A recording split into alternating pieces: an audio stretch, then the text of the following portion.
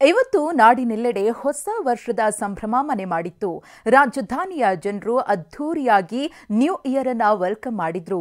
ಲಕ್ಷಾಂತರ ಮಂದಿ ದೇಗುಲಗಳಲ್ಲಿ ವಿಶೇಷ ಪೂಜೆ ಸಲ್ಲಿಸಿ ಹೊಸ ವರ್ಷವನ್ನ ಆಚರಿಸಿದ್ರು. ಈ ಕುರಿತ ಕಂಪ್ಲೀಟ್ ರಿಪೋರ್ಟ್ ಇಲ್ಲಿದೆ.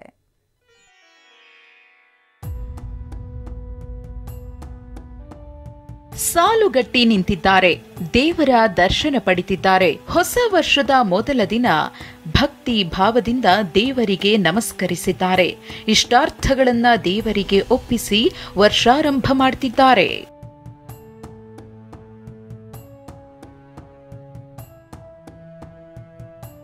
ಹೌದು, ಹೊಸ ವರ್ಷದ ಮೊದಲ ದಿನವಾದ ಇವತ್ತು ನಗರದ ದೇಗುಲಗಳೆಲ್ಲ ಭಕ್ತರಿಂದ ತುಂಬಿ ತುಳುಕ್ತಾ ಇದ್ವು. ಬನಶಂಕರಿ ದೇಗುಲಕ್ಕೆ ಭಕ್ತ ಸಾಗರವೇ ಹರಿದು ಬಂದಿತ್ತು. ಬಗೆ ಬಗೆಯ ಹೂವುಗಳಿಂದ ಅಲಂಕೃತಗೊಂಡಿದ್ದ ದೇವಿಯನ್ನ ಸಾವಿರಾರು ಭಕ್ತರು ಕಣ್ತುಂಬಿಕೊಂಡ್ರು. ದೇವಿ ಆಶೀರ್ವಾದ ಪಡೆದ್ರು. ದೇವರ ಮಹಿಮೆ ಎಷ್ಟು ಅಪಾರ ಅಂತ ಹೇಳಿ ನಾನು ತುಂಬಾ ವರ್ಷಗಳಿಂದ ಬರ್ತಾ ಇದ್ದೀನಿ. ಆದರೆ ಇಷ್ಟೊಂದು ಕ್ರೌಡ್ ಇವತ್ತೇ ಫಸ್ಟ್ ಟೈಮ್ ಬೆಳಿಗ್ಗೆ ಹೊತ್ತಲ್ಲಿ ನೋಡ್ತಾ ಇರೋದು. ಖುಷಿ ಅನಿಸುತ್ತೆ. ಎಲ್ಲರಿಗೂ ತಾಯಿ ಬನಶಂಕರಿ ಒಳ್ಳೇದು ಮಾಡಲಿ, ಎಲ್ಲರೂ ಏನೇನೋ ಆಸೆಗಳನ್ನು ಇಟ್ಕೊಂಡು ಬಂದಿದ್ದಾರೆ, ಅದೆಲ್ಲ ಈಡೇರಲಿ ಅಂತ ಅವರಿಗೆ ಹಾರೈಸ್ತೀನಿ. ಕಾಡುಮಲ್ಲೇಶ್ವರ ದೇವಸ್ಥಾನದಲ್ಲಿ ಇಂದು ಸೋಮವಾರವಾಗಿದ್ದ ಕಾರಣ ನಿರೀಕ್ಷೆಗೂ ಮೀರಿದ ಜನರು ಆಗಮಿಸಿದ್ರು. ಹೊಸ ವರ್ಷ ಪ್ರತಿಯೊಬ್ಬರಿಗೂ ಒಳಿತು ಮಾಡಲಿ ಅಂತ ವಿಶೇಷ ಪೂಜೆ ಸಲ್ಲಿಸಿದ್ರು.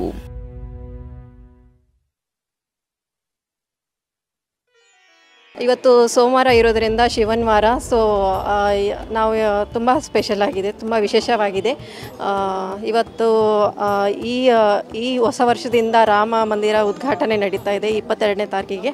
ಸೊ ನಾನಿಲ್ಲಿ ಮಲ್ಲೇಶ್ವರಂ ಇರೋದ್ರಿಂದ ಸೊ ಈ ಸೋಮವಾರದಿಂದ ಈ ಕಾಡುಮಲ್ಲೇಶ್ವರ ಅನ್ನೋದು ತುಂಬ ವಿಶೇಷ. ಸೊ ಎಲ್ಲರಿಗೂ ಹೊಸ ವರ್ಷದ ಶುಭಾಶಯಗಳು. ಗವಿ ಗಂಗಾಧರೇಶ್ವರ ದೇವಸ್ಥಾನದಲ್ಲೂ ಬೆಳಿಗ್ಗೆ 6 ಗಂಟೆಯಿಂದಲೇ ವಿಶೇಷ ಪೂಜೆಗಳು ಆರಂಭವಾಗಿದ್ವು. ಪಂಚಾಭಿಷೇಕ, ರುದ್ರಾಭಿಷೇಕ, ಪುಷ್ಪಾಭಿಷೇಕದ ಬಳಿಕ ಹೂವಿನ ವಿಶೇಷ ಅಲಂಕಾರ ಮಾಡಲಾಗಿತ್ತು.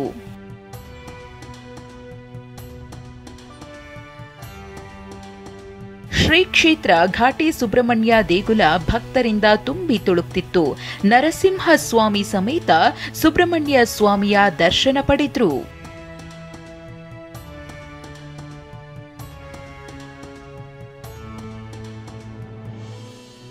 ಇತ್ತ ಮೈಸೂರು ಬ್ಯಾಂಕ್ ಸರ್ಕಲ್ನಲ್ಲಿ ವಾಟಾಳ್ ನಾಗರಾಜ್ ಸಾರೋಟ್ ಏರಿ ವಿಭಿನ್ನವಾಗಿ ನ್ಯೂ ಇಯರ್ ಸೆಲೆಬ್ರೇಟ್ ಮಾಡಿದ್ರು.